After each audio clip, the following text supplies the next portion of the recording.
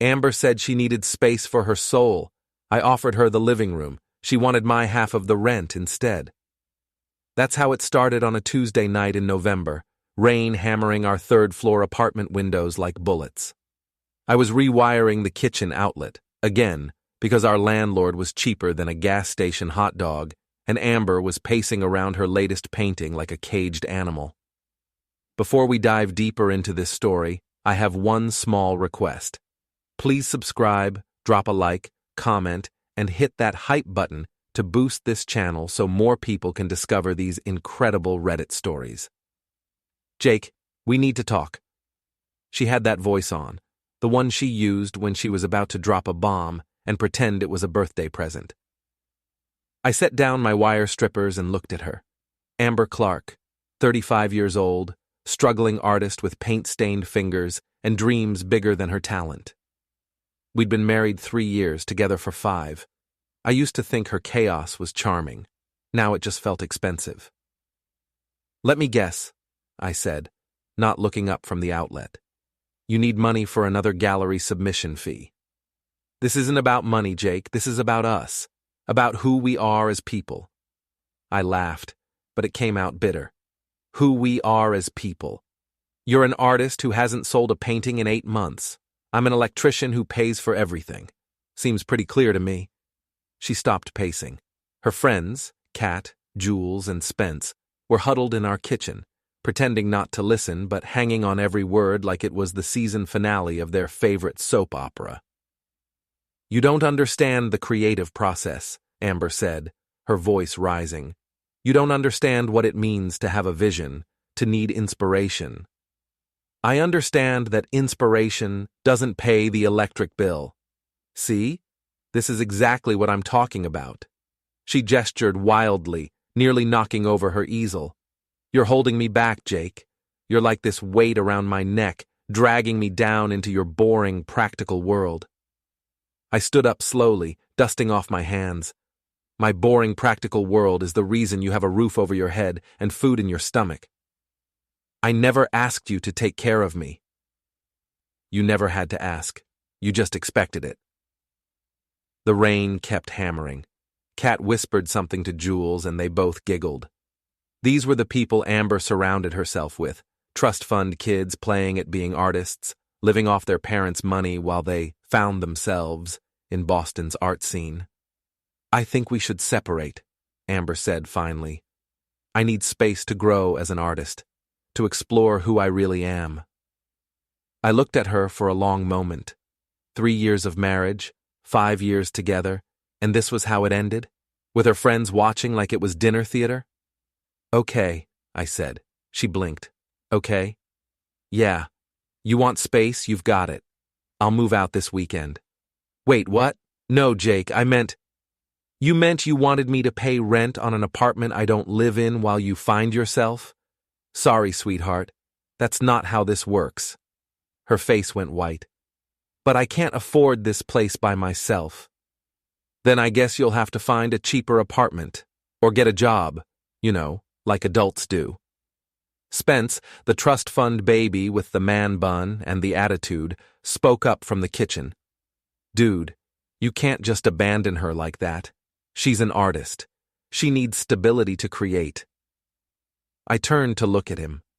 Spencer Whitman, whose biggest accomplishment was getting kicked out of 3 different art schools. And you are? I'm her friend. I care about her emotional well-being. Her emotional well-being, I repeated. Right. Well, here's some emotional well-being for you. Adults pay their own rent. Amber's phone buzzed on the counter. She grabbed it quickly, but not quickly enough. I saw the name on the screen, Ryan Dalton, the gallery owner with the fake British accent and the expensive suits. I'd met him at a few of Amber's shows, watched him hover around her like a shark smelling blood. Who's Rye? I asked. Nobody, she said too quickly. Just someone from the gallery scene. Her phone buzzed again. This time I was close enough to read the message. Last night was wild. Next time, just us? The pieces clicked into place like a circuit diagram. The late nights at the gallery, the sudden need for space, the way she'd been pulling away from me for months. "Ah," I said. "Now I get it. This isn't about your art at all, is it?" Amber's face flushed red.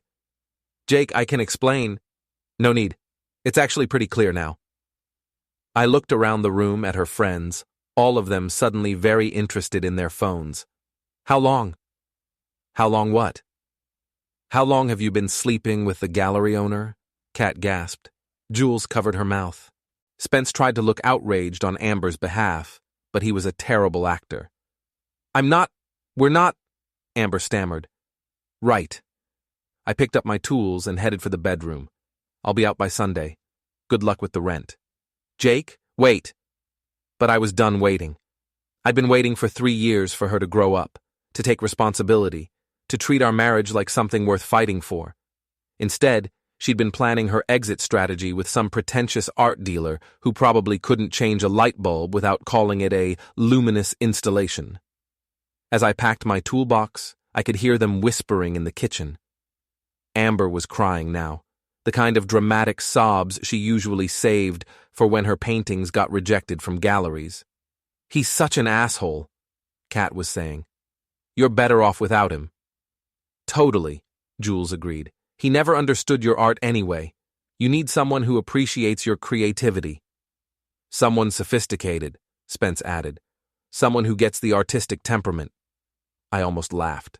Someone sophisticated, like Ryan Dalton, who pronounced gallery like gallery and wore scarves indoors. My phone rang. Maya Lynn, Amber's old roommate from college. We'd stayed friends even after Amber and I got together, mostly because Maya was the only one of Amber's friends who had a job and paid her own bills. "Hey Jake, I just heard. You okay?" "I'm fine. How did you already hear?" "Amber's been posting about it on social media for the last 10 minutes. Very dramatic. Lots of crying selfies." Of course she had. Amber never met a personal crisis she couldn't turn into performance art. "She's claiming you abandoned her," Maya continued. "Says you're trying to sabotage her career." "Her career," I repeated. "Right. For what it's worth, I think you're doing the right thing. She's been taking advantage of you for years." "Thanks. That actually means a lot. You need a place to crash while you look for an apartment?" "I've got it covered, but thanks." After I hung up, I sat on the bed Amber and I had shared for 3 years and listened to the rain. Tomorrow, I'd start looking for a new place. Tonight, I'd finish packing and try not to think about how completely I'd been played. From the kitchen, I could hear Amber telling her friends about her emotional journey and how she was finally free to explore her authentic self.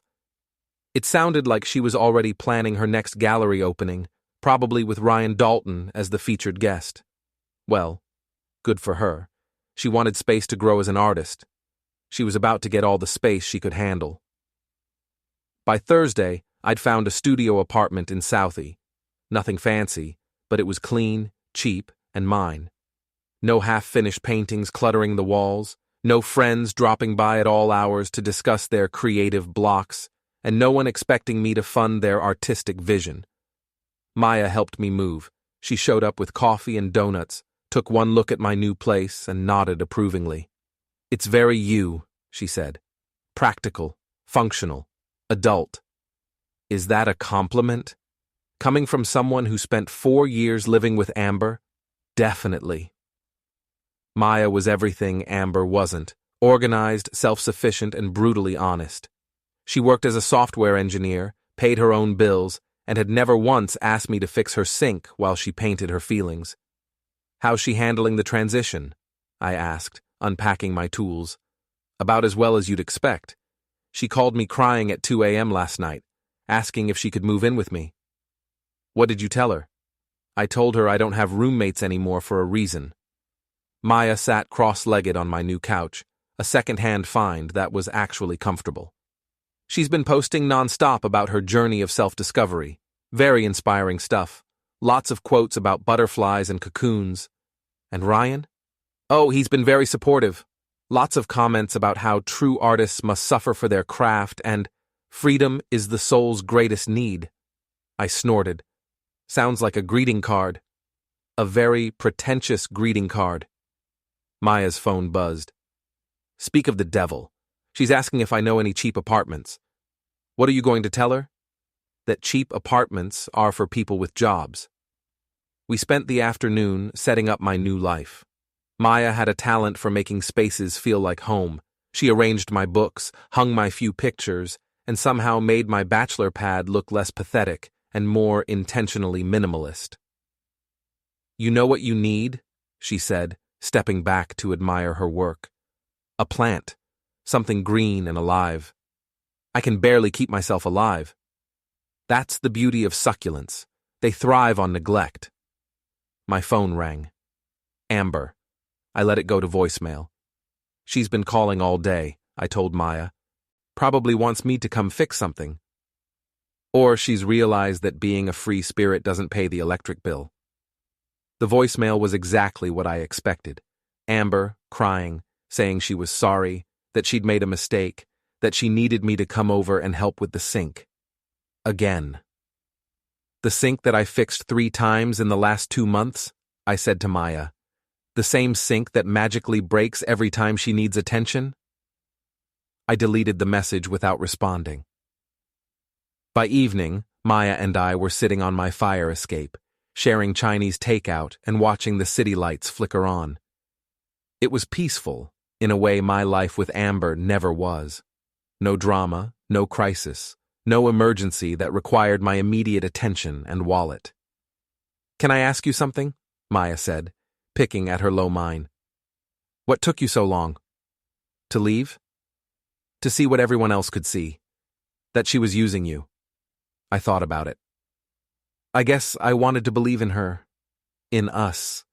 I thought if I just supported her enough, she'd eventually grow up. Something like that. Jake, I lived with her for 2 years in college. She had 3 different boyfriends supporting her art back then, too. This isn't new behavior. That stung, but it also explained a lot. Why didn't you ever say anything? Would you have listened? Probably not. Love makes you stupid, and I'd been very stupid for a very long time. My phone buzzed with a text from a number I didn't recognize.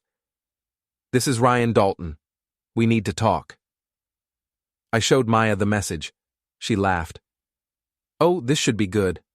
What are you going to say? Nothing. I don't need to talk to him. Come on, aren't you curious? Maybe he wants to thank you for clearing the field. Another text. It's about Amber. She's having a difficult time adjusting. Adjusting to what? Maya asked, reading over my shoulder. Reality? I set my phone aside. Not my problem anymore. But even as I said it, I felt that familiar tug of responsibility. 3 years of marriage had trained me to drop everything whenever Amber had a crisis. The difference was, now I could see it for what it was. Manipulation. Good for you, Maya said. She made her choice. Now she gets to live with it. We finished dinner as the rain started again, the same steady drumbeat that had provided the soundtrack to my marriage's end. But instead of feeling trapped, I felt free. For the first time in years, I didn't have to worry about someone else's crisis, someone else's dreams, someone else's needs. My phone kept buzzing. More calls from Amber, more texts from Ryan, even a few messages from her friends asking me to be reasonable. I turned it off. You know what's funny? I said to Maya. I thought I'd be devastated. 3 years of marriage, 5 years together, but I just feel relieved. That's not funny, that's healthy. You've been carrying her dead weight for so long you forgot what it felt like to breathe. She was right. I had been drowning, slowly and steadily, in Amber's chaos. Now I was finally coming up for air. So what's next? Maya asked. I have no idea, and that's the best part. For the first time in years, my life was my own. No one else's dreams to fund, no one else's crises to solve, no one else's needs to put before my own. It should have been terrifying. Instead, it felt like freedom. 2 weeks into my new life, Maya dragged me to a gallery opening in the South End. Not because I wanted to go, I'd had enough of the Boston art scene to last a lifetime, but because she insisted I needed to rejoin the world of the living. It's not about the art, she said, fixing my collar like I was 5 years old. It's about proving to yourself that you can exist in the same space as your past without falling apart. I'm not going to fall apart. I know, but you need to know it too. The gallery was exactly what I expected. White walls, overpriced wine, and people in black clothes discussing the emotional resonance of paint splatters. Maya and I grabbed drinks and found a corner where we could observe without participating. That's when I saw them. Amber and Ryan holding court near a particularly ugly sculpture that looked like someone had sneezed metal shavings onto a pedestal. She was wearing a dress I'd never seen before, expensive judging by the way it fit, and laughing at something Ryan was saying to a small crowd of admirers. Well, Maya said, following my gaze, that didn't take long. Ryan had his hand on the small of Amber's back, a possessive gesture that made my teeth clench. Not because I was jealous, but because it was so obvious. This wasn't a new relationship. This was a relationship going public. How long do you think they've been together? I asked. Longer than she admitted to you, that's for sure. As if sensing our attention, Amber looked over. Our eyes met across the room, and for a moment, her smile faltered. Then Ryan whispered something in her ear, and she laughed again, louder this time. She's putting on a show, Maya observed. Look how hard she's trying to seem happy. She was right. Amber's laugh was too bright, her gestures too animated. She was performing happiness for an audience that included me. Jake? Jake Harper? I turned to find Kat approaching, wine glass in hand and sympathy painted on her face like makeup. Oh my God, how are you? We heard about the divorce. Separation, I corrected. And I'm fine. That's so good to hear. You know, we were all really worried about you. Amber was devastated, absolutely devastated, but she's doing so much better now. She's really found herself, you know, artistically speaking. Maya stepped closer to me, a subtle show of support that I appreciated. And who's this? Kat asked, looking Maya up and down like she was evaluating a painting. Maya Lynn. I'm Jake's friend. Oh. Kat's tone suggested that being Jake's friend was roughly equivalent to having a communicable disease. Well, it's nice that you're moving on. The implication was clear. I was rebounding with the first woman who'd have me, while Amber was on a journey of artistic self-discovery with a sophisticated gallery owner. Actually, Maya said with a smile that could cut glass, I'm the friend who's been telling Jake for years that he deserved better. Turns out I was right. Kat's face flushed. I should get back to Amber. She's having such an amazing night. As she hurried away, Maya chuckled. I like her. Very subtle. About as subtle as a brick through a window. We were interrupted by a commotion near the sculpture. Amber was gesturing wildly, her voice carrying across the room as she explained her vision to anyone who would listen. Ryan stood beside her, nodding sagely and adding commentary about raw emotional honesty and the courage to be vulnerable. She's drunk, Maya observed. She was right. Amber got philosophical when she drank, and philosophical Amber was never a good thing. I'd spent enough evenings listening to her explain why her art was misunderstood by the commercial establishment to recognize the signs. We should go, I said. No way. This is just getting interesting. As if on cue, Amber's voice rose even higher. Art isn't about what sells, she was saying. It's about truth. It's about showing the world who you really are, even when that truth is uncomfortable. Someone in the crowd murmured agreement. Ryan squeezed her shoulder encouragingly. Some people, Amber continued, her gaze drifting toward me, are threatened by that kind of honesty. They want you to play it safe, to make pretty pictures that match the sofa. They don't understand that real art requires sacrifice. What kind of sacrifice? Someone asked. Everything, Amber said dramatically. Your comfort, your security, your relationships. Sometimes you have to choose between being an artist and being ordinary. The word ordinary hit me like a slap. She was talking about me, about our marriage, about the choice she'd made to leave her boring, practical husband for the sophisticated gallery owner who understood her artistic soul. Wow, Maya said quietly. She's really going for it. Ryan was eating it up, nodding along like Amber was delivering the Gettysburg Address. The crowd was hanging on every word, probably thinking they were witnessing some profound artistic moment. All I could see was the woman I'd supported for 3 years, who'd never missed a chance to spend my money on art supplies and gallery submission fees, now positioning herself as a tortured artist who'd sacrificed everything for her craft. "You know what?" I said to Maya. "You're right. This is interesting." I started walking toward them. Maya grabbed my arm. "Jake, what are you doing?" "Just listening to the artist explain her vision." I joined the crowd around Amber, standing where she could see me. Her eyes widened slightly, but she kept talking. "The hardest part," she was saying, "is when people try to make you feel guilty for following your dreams. They want to trap you in their small, limited world because your freedom threatens them." "That's so brave," one of the gallery patrons said. "It must have been difficult." "It was," Amber agreed, her voice breaking slightly. "But sometimes you have to be cruel to be kind. Sometimes leaving is the most loving thing you can do." I almost laughed. Leaving was the most loving thing she could do? Not the cheating, not the lying, not the 3 years of financial dependence. Leaving was her gift to me. "Excuse me," I said, raising my hand like I was in school. "I have a question." The crowd turned to look at me. Amber's face went pale.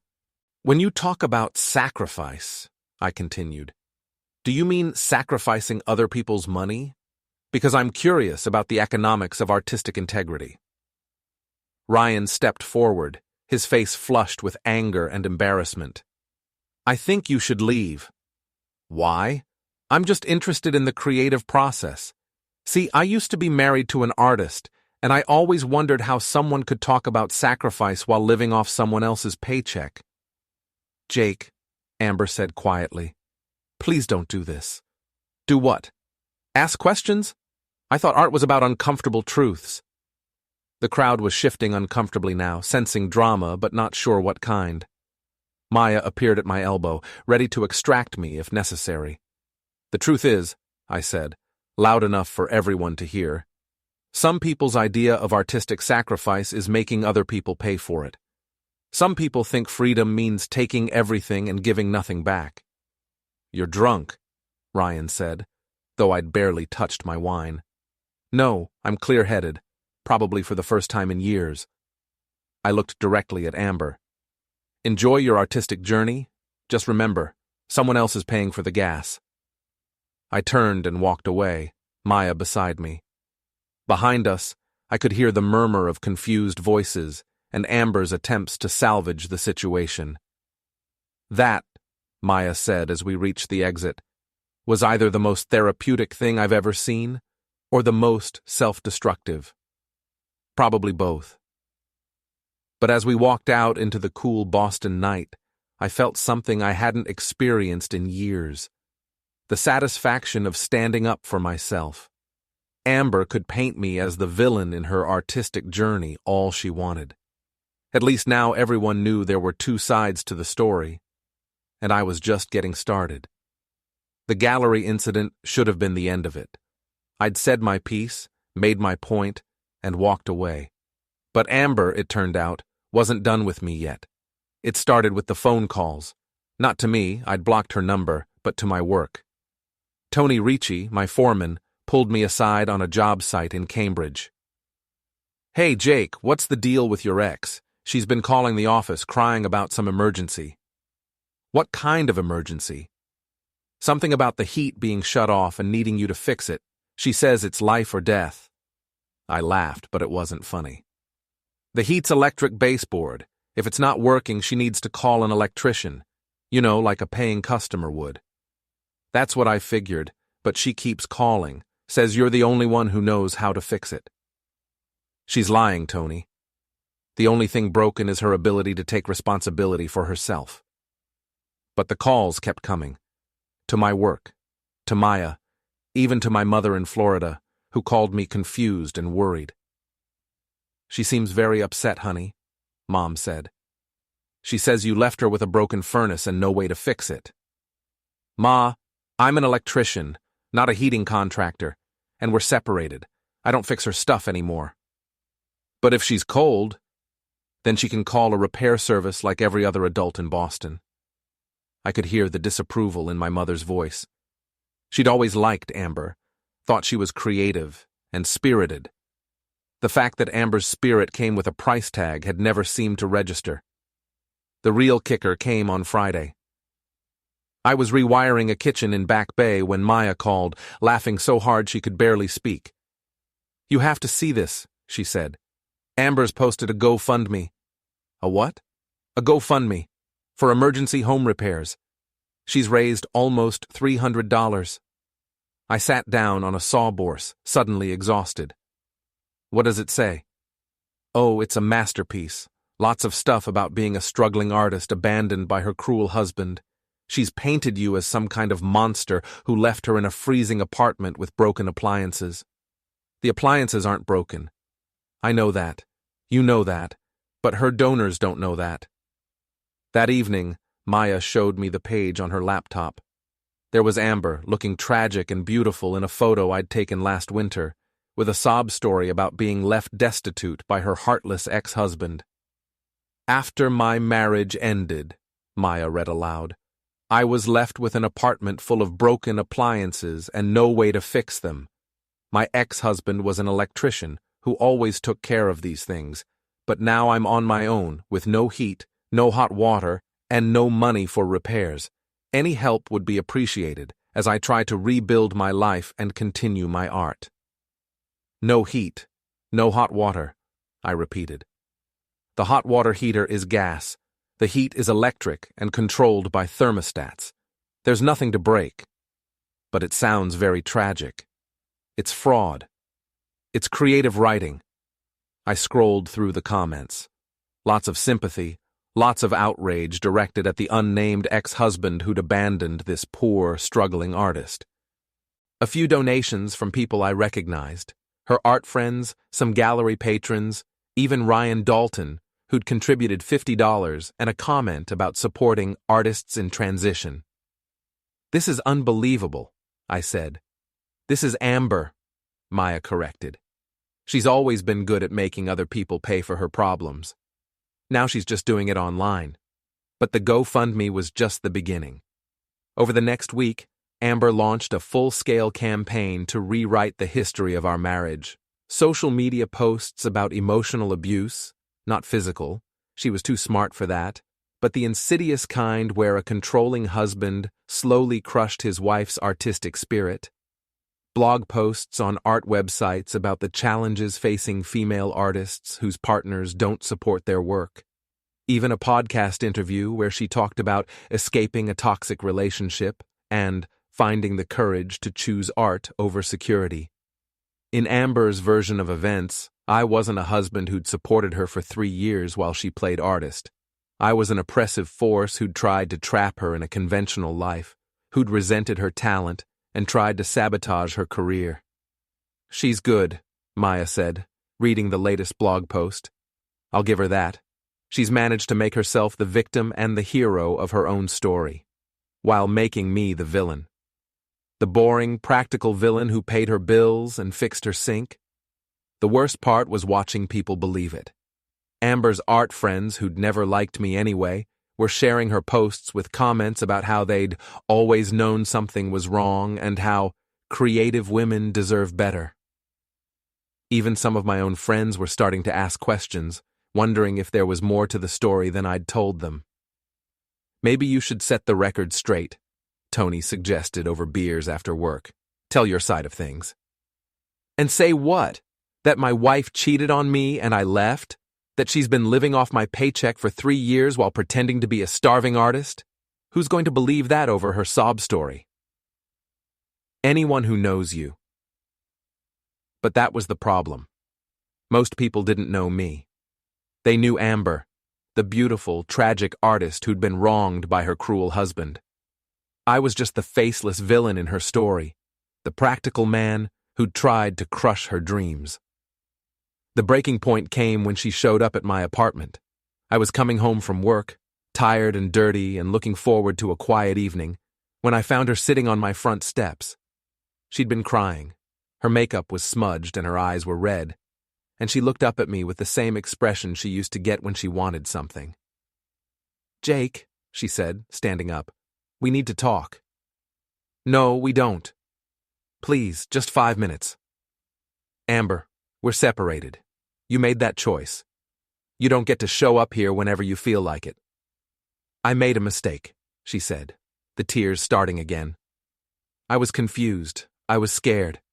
Ryan, he's not what I thought he was." I almost asked what she meant, but caught myself. Not my problem anymore. "I'm sorry to hear that," I said, pulling out my keys. "But it doesn't change anything." "It changes everything. I love you, Jake. I never stopped loving you. I was going through something, and I handled it badly." "You were going through something," I repeated. "Is that what we're calling adultery now?" She flinched. "It wasn't like that." "What was it like?" It was a mistake. A stupid, selfish mistake. But it's over now. Ryan and I, we're done. I want to come home." I looked at her standing there in her expensive dress, the one she'd been wearing at the gallery opening, and felt nothing. No anger, no sadness, no lingering love, just exhaustion. "This isn't your home anymore," I said. "You made sure of that." "Jake, please." "No." I opened the door to my building. "Go home, Amber. Go back to your apartment and your art and your GoFundMe page. Go back to telling the world what a terrible husband I was. But leave me out of it." I walked inside and closed the door behind me, leaving her standing on the steps. Through the glass, I could see her crying, could hear her calling my name. But I didn't look back. Upstairs in my apartment, I made dinner and tried to ignore the sound of her voice from the street below. Eventually, it stopped. When I looked out the window an hour later, she was gone. But I knew this wasn't over. Amber didn't give up easily, especially when she wanted something. And right now, what she wanted was her old life back. The life where someone else paid the bills while she pursued her dreams. The only problem was, I wasn't that someone anymore. Maya found the video on Instagram 3 days later. "You need to see this," she said, showing up at my apartment with coffee and a grim expression. "And you're not going to like it." The video was shot in what looked like a coffee shop, all exposed brick and Edison bulbs. Amber sat across from someone holding a phone, her eyes red-rimmed and her voice shaky as she told her story. "He was so controlling," she was saying. "Everything had to be his way. He made me feel like my art was worthless, like I was worthless. And when I finally found the courage to leave, he abandoned me completely. No support, no help with the apartment we shared, nothing." "That's awful," said a sympathetic voice from behind the camera. "How are you surviving?" "I'm not, really. I mean, I'm trying, but it's so hard. He was an electrician, so he always took care of everything in our apartment. Now I'm dealing with broken heat, broken appliances, and I can't afford to fix any of it. I started a GoFundMe just to keep from freezing, but it's not enough." I paused the video. When was this posted? This morning. It already has 2,000 views and about 50 comments. I scrolled through the comments. More sympathy, more outrage, more donations to her cause. Someone had even shared her GoFundMe link. "She's good at this," I said. "She's a sociopath." "No, she's just desperate. Ryan must have dumped her, and now she's stuck with rent she can't afford and bills she can't pay. So she's trying to guilt me into coming back." "Is it working?" I looked at Maya, sitting cross-legged on my couch with her laptop balanced on her knees. Maya, who paid her own bills and solved her own problems and never once asked me to rescue her from the consequences of her choices. "No," I said, "it's not working." But Amber wasn't done. Over the next week, the campaign intensified. More videos, more blog posts, more social media updates about her struggle to survive after being abandoned by her heartless ex. She even did a live stream from her apartment, showing off the broken appliances and explaining how she couldn't afford to fix them. "See this?" she said, pointing her phone at the perfectly functional electric stove. "The burners don't work properly, and the refrigerator makes this horrible noise that keeps me up at night. My ex-husband always fixed these things, but now—" She let the sentence trail off, leaving her audience to fill in the blanks. The comments were brutal. Not toward Amber, but toward me. Strangers calling me a monster, a deadbeat, a failure as a husband. Someone even posted my work number, suggesting people call and let him know what they think of men who abandon their wives. Tony had to disconnect the office phone for 2 days. "This is getting out of hand," Maya said. "She's basically organizing a harassment campaign against you. What am I supposed to do about it? Fight back, tell your side of the story. And look like what? A bitter ex-husband trying to destroy his wife's reputation? She's got the narrative locked down, Maya. Poor struggling artist versus cruel, abandoning husband. Guess who people are going to believe?" But Maya was right. It was getting out of hand. The harassment wasn't just online anymore. Someone had posted my home address, and I'd started getting angry voicemails from strangers. A woman showed up at my apartment building to scream at me about deadbeat husbands who abandon their wives.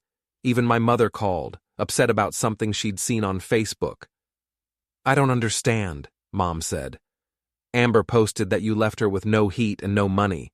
That doesn't sound like the son I raised." "It's not true, Ma." "Then why would she say it? How do you explain to your 70-year-old mother that your ex-wife is a manipulative narcissist who's weaponized social media to rewrite history? How do you make people understand that the crying woman in the videos is the same person who spent 3 years treating your bank account like her personal ATM? The answer came to me on a Thursday night, sitting in my apartment and staring at Amber's latest Instagram post. She was in her kitchen, opening and closing cabinet doors to show how empty they were, talking about not being able to afford groceries since her support system disappeared. The cabinets weren't empty. I could see food in them. Not much, but enough. And the kitchen itself looked exactly the same as when I'd lived there. Same appliances, same everything. Nothing broken, nothing in need of repair. I grabbed my phone and called Maya. "I need a favor," I said when she answered. "And you're probably going to think I'm crazy." "Crazier than letting your ex-wife destroy your reputation without fighting back?" "Maybe. I want to make a video." "What kind of video?" "The kind that shows people what Amber's apartment actually looks like. The kind that proves she's been lying about everything." There was a pause. "Jake, that sounds like stalking." "Not stalking, documentation. I still have keys to that apartment, remember? Technically, I'm still on the lease until the end of the month." "That's actually not a terrible idea, but it's risky." "Everything's risky at this point. She's already destroyed my reputation. What's the worst that could happen? You could get arrested for breaking and entering." "It's not breaking and entering if I have keys and I'm on the lease." Another pause. "When were you thinking of doing this?" "Tomorrow." She posts on Instagram every day around noon from some coffee shop in the North End. That gives us a window. "Us?" "I need someone to film while I provide commentary, someone people will believe." "And you think people will believe me?" "Maya, you're a software engineer with no skin in this game. You're the most credible witness I've got." She was quiet for a long moment. "This is either going to save your reputation or destroy what's left of it. I'm willing to take that chance." "Okay," she said finally. "But we do this smart. We document everything. We don't touch anything that isn't ours, and we get out fast. Deal." The next day, we waited until Amber posted her daily update from the coffee shop, then drove to the apartment.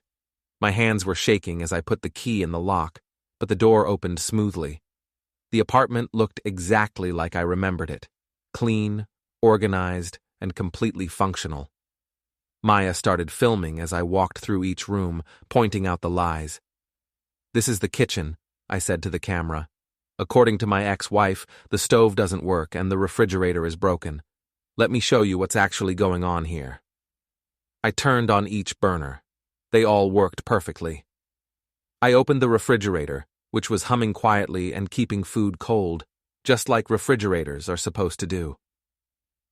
"And here," I said, opening the cabinets, "are the empty cabinets she showed in her video yesterday." They weren't empty. Not full, but not empty either. Enough food for someone living alone and eating out frequently.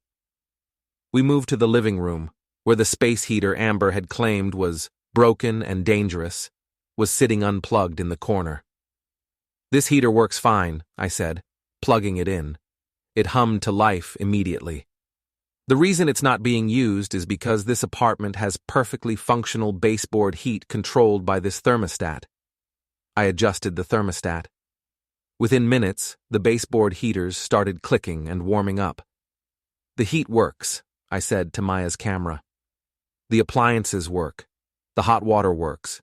Everything in this apartment works exactly the way it's supposed to. The only thing that's broken here is the truth." We were in and out in 15 minutes. Maya uploaded the video to YouTube that afternoon, and I shared it on every social media platform I had. The response was immediate and brutal, but this time, the anger wasn't directed at me.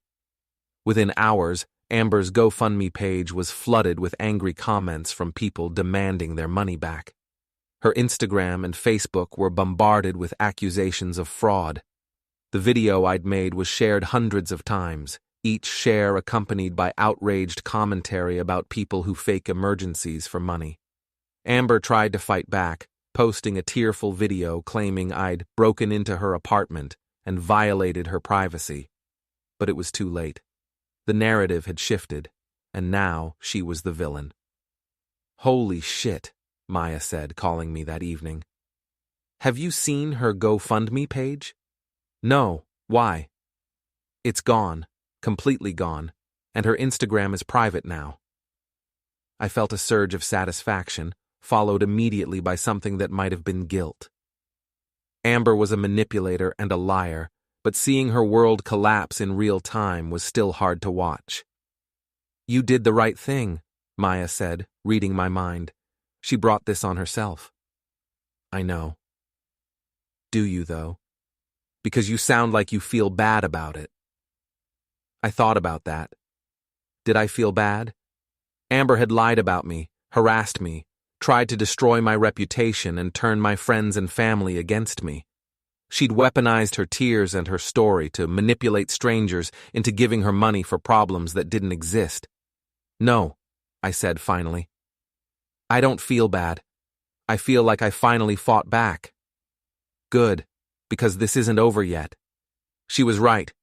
Amber wasn't the type to go quietly, and Ryan Dalton was still in the picture somewhere. But for the first time since this whole mess started, I felt like I had the upper hand, and I intended to keep it. The confrontation came on a Saturday night, 3 weeks after my video went viral. I was at Sullivan's Pub in Southie with Maya and some friends from work, celebrating Tony's birthday, when they walked in.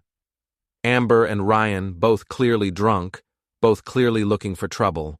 "There he is," Amber announced loudly, pointing at me from across the bar. "The man who destroyed my life." The pub went quiet. Sullivan's wasn't the kind of place where people caused scenes. It was a neighborhood bar where everyone knew everyone, and drama was handled quickly and quietly. "Amber," I said, not getting up from my stool, "you should go home." "Home?" She laughed, but it sounded more like a sob. "What home? I got evicted thanks to you. Lost my apartment, lost my reputation, lost everything." Ryan put his hand on her shoulder, trying to calm her down, but she shrugged him off. "Don't touch me," she snapped. "This is all your fault, too. You promised me things would be different, that you'd take care of me. But the minute things got hard, you disappeared." So that's what had happened. Ryan had dumped her when the scandal broke, probably worried about how it would affect his precious gallery's reputation. "Jake," Maya said quietly, "we should leave." "No." I stood up, tired of running, tired of being the villain in other people's stories. "I'm not leaving. I was here first." Amber stumbled toward me, Ryan trailing behind her like a reluctant bodyguard. The other patrons were watching now, phones out, probably hoping for something worth posting online. "You ruined everything," Amber said, getting in my face. "I loved you. I made one mistake, and you destroyed my entire life over it."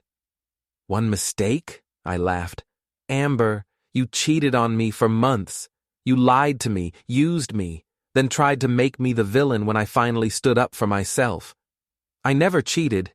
There are text messages. There are photos. There's a paper trail of your one mistake going back 6 months." Her face flushed red. "You went through my phone?" "I didn't have to. You left it sitting on the counter buzzing with messages from your boyfriend." Ryan stepped forward, puffing out his chest like he was about to defend Amber's honor. "You had no right." "I had every right." I cut him off. "I was her husband. Remember? The guy who paid her bills while she was playing house with you?" "She's an artist," Ryan said. Like that explained everything. "She needed support, encouragement. She needed a job," I shot back. "She needed to grow up and take responsibility for herself instead of bouncing from one sugar daddy to the next." That hit home. Ryan's face went pale, and Amber made a sound like I'd slapped her. "You bastard," she whispered. "You absolute bastard." "Yeah, I'm a bastard. I'm the bastard who supported you for 3 years while you pretended to be a struggling artist. I'm the bastard who fixed your sink and paid your rent and listened to you complain about how the world didn't appreciate your talent. And I'm the bastard who finally got tired of being used." The pub was dead silent now. Even the bartender had stopped wiping glasses to listen. "You want to know what your mistake was, Amber? It wasn't cheating on me. It was thinking I was too stupid to figure it out. It was thinking I'd keep paying for your life while you built a new one with someone else." Tears were streaming down her face now, but I wasn't done. "And you," I said, turning to Ryan. "You want to play the sophisticated art patron? The guy who understands her creative soul? Then pay for it. Take care of her rent, her bills, her broken appliances that aren't actually broken. Put your money where your mouth is." Ryan looked like he wanted to be anywhere else. "This is between you and her." "No, this is between all of us. You wanted her, you got her. Congratulations. Hope you enjoy supporting her art as much as I did." "Jake," Maya said, standing up. "That's enough." But Amber wasn't done. "You think you're so smart," she said, her voice breaking. "You think you won, but you're going to die alone, Jake. You're going to die a bitter, lonely man who was too selfish to support the woman he claimed to love." "Maybe," I said, "but at least I'll die honest." That broke something in her. She lunged at me, nails out, screaming obscenities. I caught her wrists before she could do any damage, but the movement sent her stumbling backward into Ryan, who tried to catch her and ended up falling himself. They went down in a tangle of limbs and expensive clothes, Amber still screaming, Ryan cursing as his designer shirt tore on the edge of a bar stool. The whole pub erupted in laughter. "All right, that's enough," the bartender said, coming around the bar. "You two need to leave, now." "This isn't over," Amber said as Ryan helped her to her feet. "This isn't over, Jake." "Yeah, it is," I said. "It's been over for a long time. You just didn't want to admit it." They left, Amber still crying, Ryan limping slightly and trying to hold his torn shirt together. The pub gradually returned to normal, conversations resuming, phones being put away. "Well," Maya said, sitting back down. "That was entertaining." "Was it?" "Jake, she just proved everything you said about her in front of a room full of witnesses, half of whom were recording. By tomorrow, this is going to be all over social media, and not in a way that makes her look good." She was right. My phone was already buzzing with notifications. Texts from friends who'd seen the confrontation, social media tags from people who'd been at the bar. But instead of the angry messages I'd gotten used to, these were supportive. People congratulating me for standing up to my crazy ex. People sharing their own stories about manipulative partners. "How do you feel?" Maya asked. I thought about it. How did I feel? Not angry anymore. That had burned out months ago. Not sad, not guilty, not responsible for Amber's choices or their consequences. "Free," I said finally. "I feel free." And I was. Free from Amber's drama, free from her lies, free from the obligation to fix her problems and fund her dreams. Free to build my own life with people who actually cared about me, not just what I could do for them. Maya raised her beer. "To freedom." "To freedom," I agreed, clinking my bottle against hers. Outside, Boston glittered in the autumn night, full of possibilities I'd forgotten existed. Amber and Ryan were somewhere out there, probably fighting about whose fault tonight had been, probably planning their next move in whatever drama they'd create for themselves. But that was their story now. I was done being a character in it. I had my own story to write.